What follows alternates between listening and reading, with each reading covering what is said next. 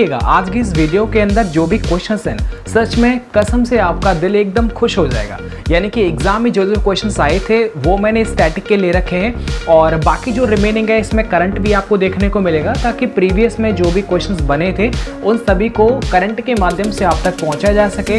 और साइंस के भी क्वेश्चंस हैं और इधर आपका यूपी स्टेट के भी आपको क्वेश्चंस मिलेंगे और प्रीवियस ईयर में पूछे गए कुछ मैं क्वेश्चंस आपके सामने रखूंगा। मैं चाहूँगा कि देखता हूँ कि आपको अगर करंट आपको सच में आपको बहुत अच्छी हो गई है तो आपको कितना आता है। तो चलिएगा वीडियो को शुरू करते हैं। पता है कि स्वच्छता के क्षेत्र में सबसे बेस्ट कैटेगरी में जो शहर है वो कौन सा है, तो उसका नाम है इंदौर। क्या है बताओ?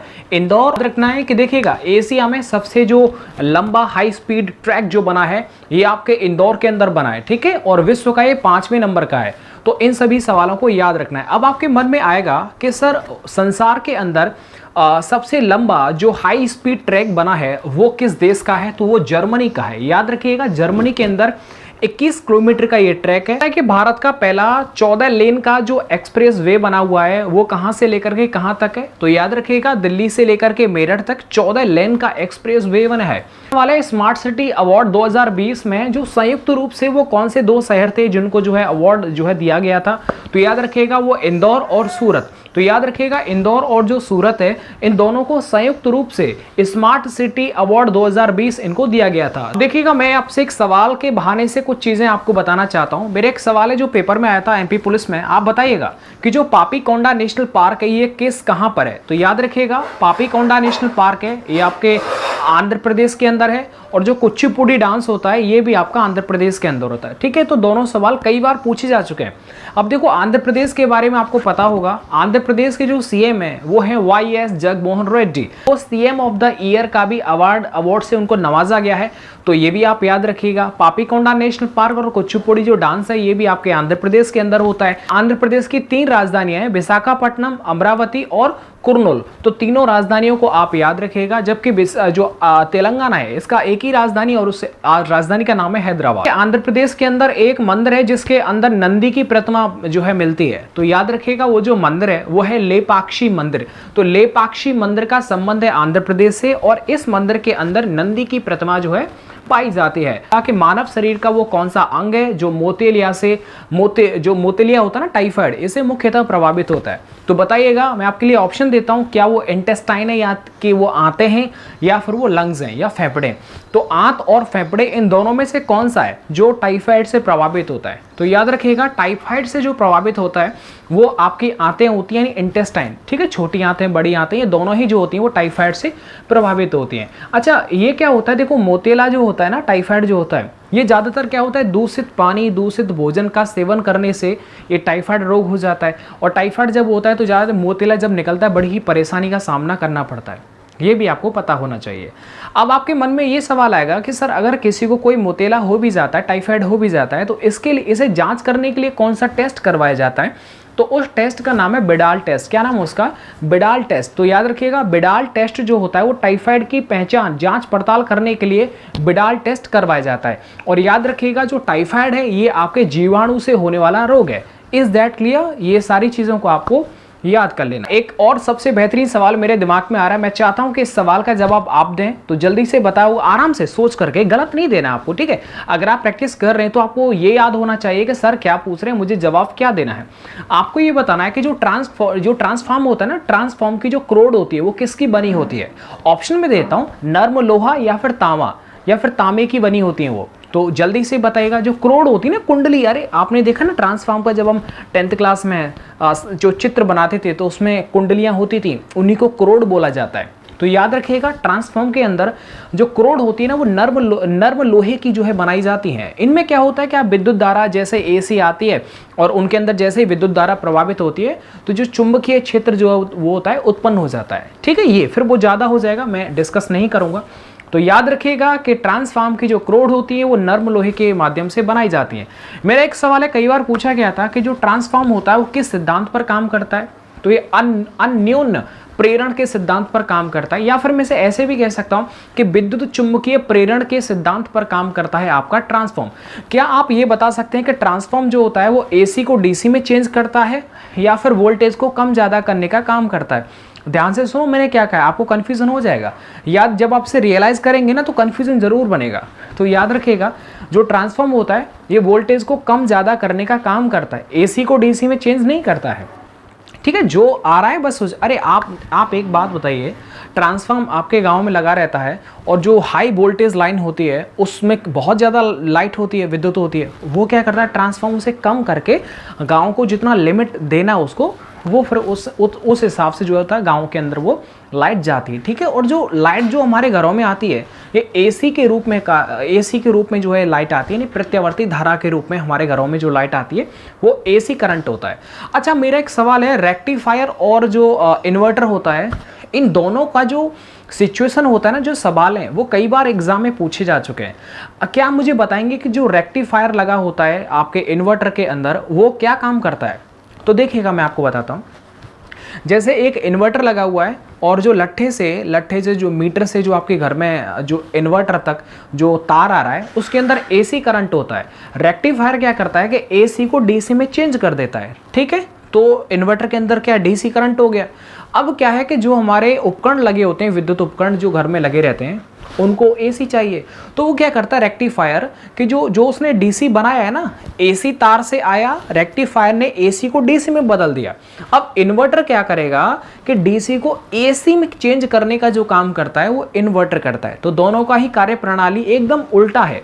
रेक्टिफायर एसी को डीसी में बदलता है, जबकि जो इन्वर्टर होता है वो डीसी को एसी में परिवर्तित कर देता है। यूपी स्टेट यानी कि यूपी स्टेट उत्तर प्रदेश वालों से मैं उनकी जीके के 10 सवाल पूछूंगा और जानकारी करूंगा कि आपको कितना आता है।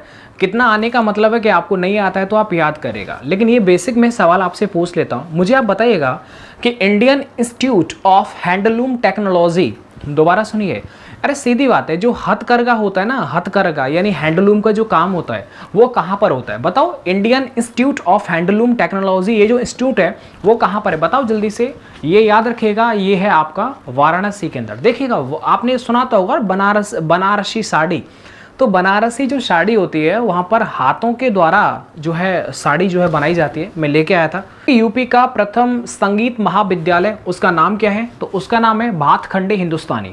तो याद रखिएगा, जो भातखंडे हिंदुस्तानी है ये यूपी का पहला संगीत महाविद्यालय, इसको आपको याद कर लेना। पूछो कि यूपी का सबसे बड़ा वन्यजीव विहार वो कौन सा है, उसका नाम क्या है? तो उसका नाम है हस्तिनापुर वन्यजीव विहार। तो याद रखिएगा, हस्तिनापुर जो वन्यजीव विहार है ये उत्तर प्रदेश का सबसे बड़ा वन्य पक्षी विहार है। अगर आपसे एक और सवाल पूछ लिया जाए कि उत्तर प्रदेश का सबसे छोटा वन्य जीव विहार ये कहां पर है और इसका नाम क्या है, तो याद रखिएगा महावीर स्वामी वन्य जीव विहार ललितपुर। तो ललितपुर के अंदर है महावीर स्वामी वन्य जीव विहार और ये उत्तर प्रदेश का सबसे छोटा जो है वन्य जीव विहार है। Is that clear?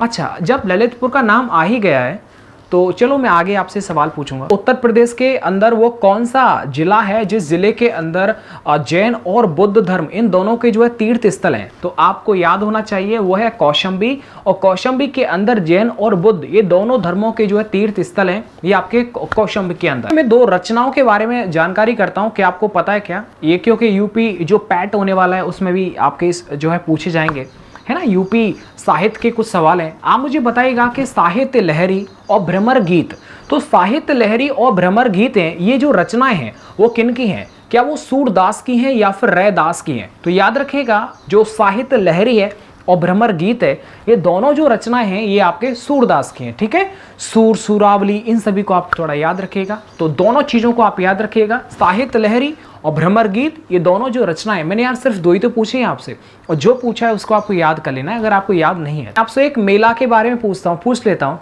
आप मुझे बताओ कि सैयद सलार का जो मेला लगता है ये कहाँ पर लगता है, मतलब किस जिले के अंदर लगता है सैयद सलार का मेला? तो याद रखिएगा, बहराइच के अंदर लगता है सैयद सलार का मेला।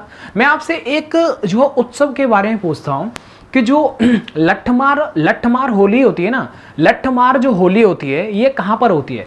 क्या ये वृंदावन के अंदर होती है फिर बरसाना के अंदर होती है?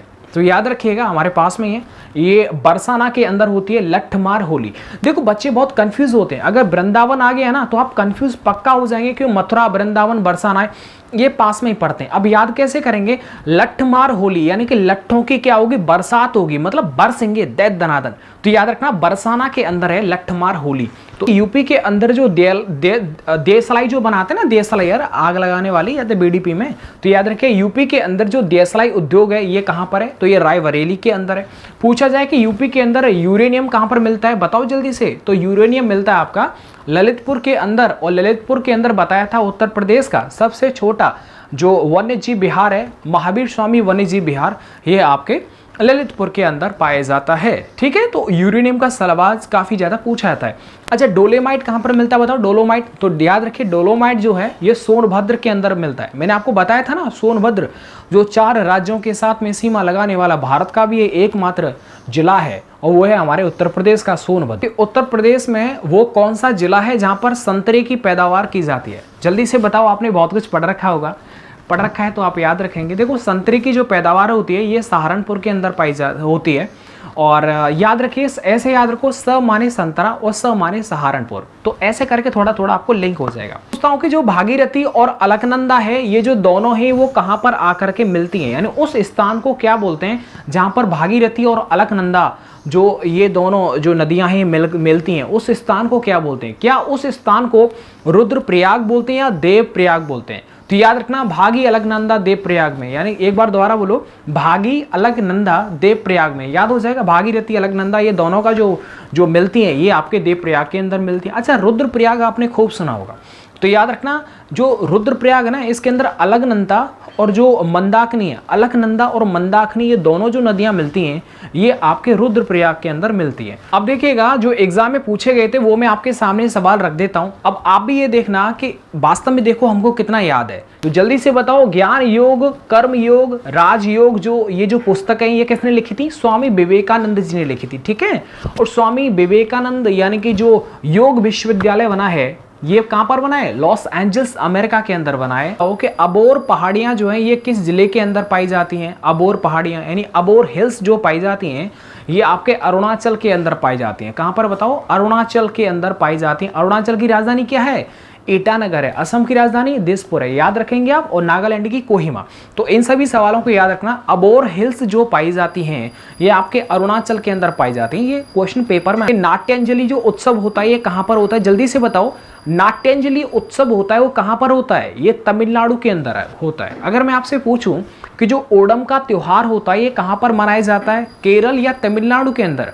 तो याद रखिएगा ओणम का जो त्योहार होता है ये केरल के अंदर मनाया जाता है। यानी आपने हिमालय को तो खूब पढ़ा होगा, अलग अलग उसकी रेंजेस पढ़ी होंगी। मेरा आपसे एक बहुत सिंपल सा सवाल है जो पेपर में आया था कि हिमालय की जो भारी श्रृंखला है, सबसे भारी वाली जो श्रृंखला है उसका नाम क्या है? क्या वो हिमाद्री है या फिर शिवालिक है? तो याद रखना शिवालिक है। हिमालय की जो भारी सीमा है, भारी श्रृंखला है, उसका नाम है शिवालिक। ये एग्जाम में आया था। जो पोलोमी घटक है ना, ये एक प्लेयर का नाम है, वो कौन सा गेम खेलती हैं? पोलोमी घटक। मैं नाम भी लिखूंगा स्क्रीन पर। पोलोमी घटक हैं वो कौन से खेल की खिलाड़ी हैं? तो जल्दी से बताइएगा सोच करके, क्या वो क्रिकेट खेलती हैं या फिर टेबल टेनिस खेलती हैं या चेस खेलती हैं? तो याद रखिएगा टेबल टेनिस से संबंध है। यदि आप सच में बहुत सारे एग्जाम्स को क्वालिफाई करना चाहते हैं और इसी तरह की जो आपके पेपर में आने वाले क्वेश्चंस हैं, यदि आप इसी तरह का रिवीजन करना चाहते हैं तो प्लेलिस्ट है। यदि आप चाहेंगे ना तो मुश्किल से 3 घंटे के अंदर सारी वीडियोस का जो 1 महीने के अंदर वीडियोस आई हैं उन सभी का आप रिवीजन कर सकते हैं। और सच बता रहा हूँ आपको बहुत कुछ मुझे सिलेक्ट करना पड़ता है, बहुत लिखना पड़ता है, तब जाकर के ये क्वेश्चंस मैं आपके सामने तक रख पाता हूँ। तो इनको थोड़ा सा आप रिवीजन जरूर कर लीजिएगा। और बच्चे बोल रहे थे कि सर यूपी पैट का एग्जाम आने वाला है, उसके लिए इंग्लिश हम कहाँ से कैसे करें? तो मेरा विश्वास है, क्योंकि मैं डिफेंस कैटेगरी के लिए पढ़ाता हूँ और इंग्लिश जो ग्रामर होता है वो यार कोई सा भी हो, हर कोई एग्जाम क्वालिफाई आप कर लेंगे, चाहे वो SSC CP हो चाहे MTS, बस भरोसे की बात है। आप देखिए नए हो सकते हैं, आपको भरोसा नहीं होगा, लेकिन मैं गारंटी के साथ बोल सकता हूँ। आप अभी सर्च करिएगा super fast English academy, Ram sir मेरा नाम है अदर चैनल पर, तो वहाँ पर आप प्लेलिस्ट कोई सी भी देखेंगे ना, कोई वीडियो, और उन सभी को आप एक बार एक वीडियो को लगा लेना। उसके बाद आपको पता चलेगा कि हाँ वास्तव में यार यहाँ पर तो चीज़ मिलती है। तो आपका कोई भी एग्जाम हो, कोई भी बोल रहा हूँ, देखिए स्पेशली मैं एयरफोर्स, नेवी, कोस्ट गार्ड उनके लिए पढ़ाता हूँ, लेकिन वहाँ पर जो मैं जानता हूँ ये जो सिलेबस जो आपको प्रोवाइड करवाया जा रहा है वो ऑलमोस्ट हर एग्जाम के लिए बराबर होता है। तो वहाँ पर जाकर के आप जो भी इच्छुक हैं, जो भरोसा करते हैं वो देख सकते हैं। बाकी कोई जो है फोर्स नहीं है, आप स्वतंत्र हैं। चलेगा। मिलता हूँ आपको नेक्स्ट वीडियो के साथ। वीडियो को देखने के लिए और मुझे सपोर्ट करने के लिए आपका बहुत बहुत शुक्रिया। Thank you.